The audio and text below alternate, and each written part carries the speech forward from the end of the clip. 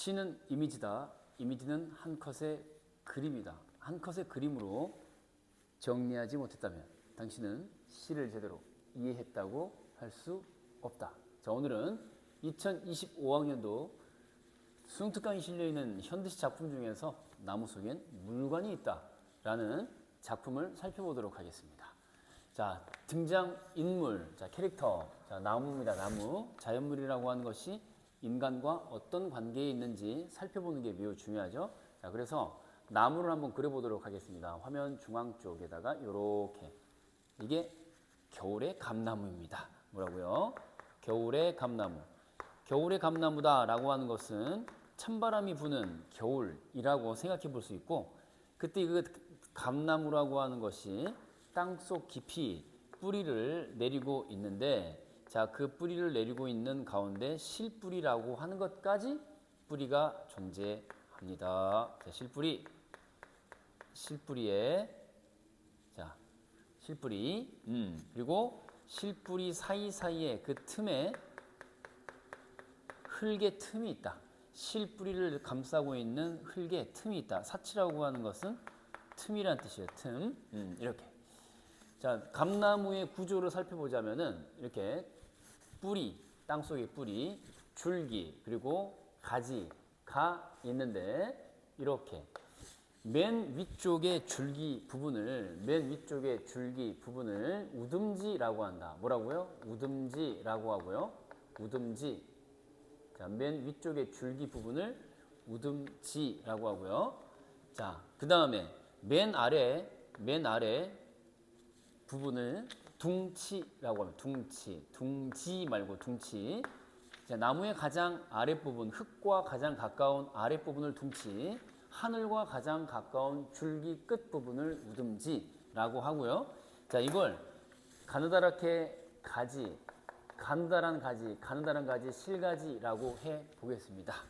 자, 그러면 이 실가지 위에는 지금 이렇게 새가, 누가요? 새가 앉아 있습니다. 새가 이런 식으로 새가 앉아 있고요. 자, 이렇게 깃털 있고요. 이렇게 새가 앉아 있습니다. 근데 이 새라고 하는 것은 매우 작은 새고요. 이 작은 새는 조망만합니다. 조망만한 작은 새가 앉아 있고요. 이 새가 내리누르고 있는 힘을, 이 새의 힘을, 자, 이 나무가 받아서 자, 밑으로 내려옵니다. 그래서 이 화살표를 만들어 보면은 우듬지가 노란색하고 겹치니까 파란색으로 한번 바꿔서, 자, 실가지에 앉아 있는 작은 새의 무게가 어디를 지나서 우듬지 지나 둥치 지나 그리고 저 아래 실뿌리 있는 곳까지 전해집니다.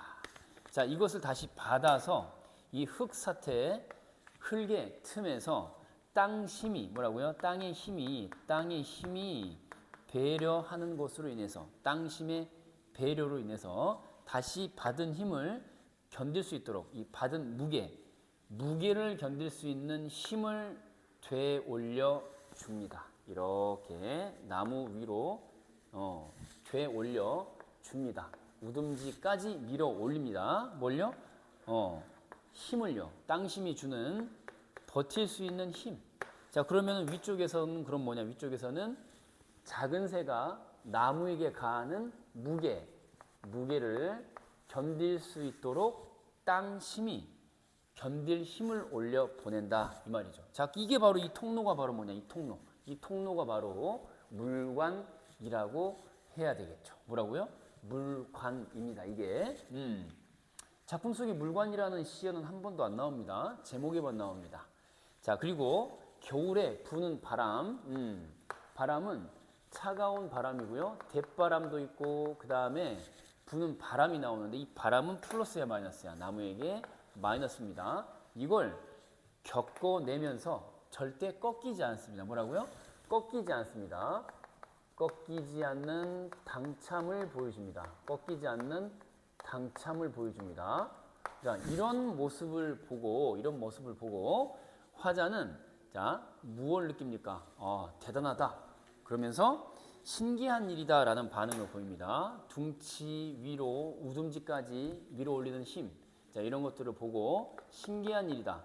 이 주춧돌 기둥 같은 이 나무의 모습을 보고는 이 둥치가 주춧돌 기둥 같아 보인다라고 하는데, 그것으로 인해서 이 나무가 버텨내는 것을 보고는 신기한 일이다라고 화자는 표현을 합니다. 신기한 일이다. 자, 여기 가지들이 어떻게 살아가고 있는가에 관한 두 가지 표현이 나오는데요. 제 숨결 제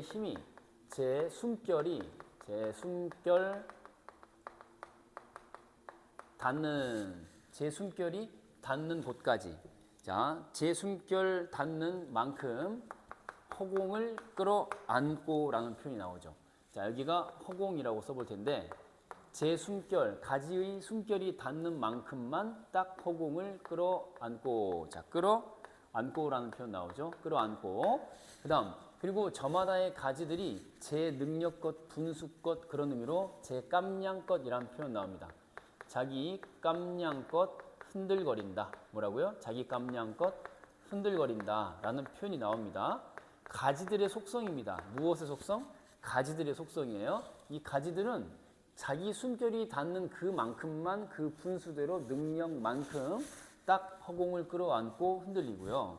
그 다음에 제 깜냥껏, 자기가 헤아릴 수 있는 일, 어떠한 일을 헤아릴 수 있는 능력이라는 뜻이에요. 능력. 어떤 일을 헤아릴 수 있는 능력, 자기 그릇만큼만 딱 흔들거린다 라고 나와 있습니다. 이게 이제 생명의 원리라고 할 수 있겠죠. 생명의 원리.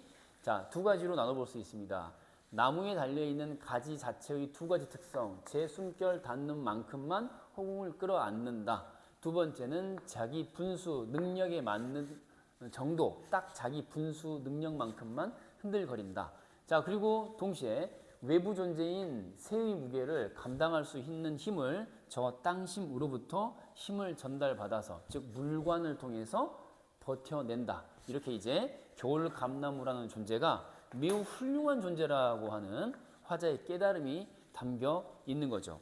겨울감나무는 뭐예요? 감동을 주는 존재입니다. 너는 감동이었어. 이런 뜻이죠. 감동을 주는 존재다. 생명의 원리 대단하다.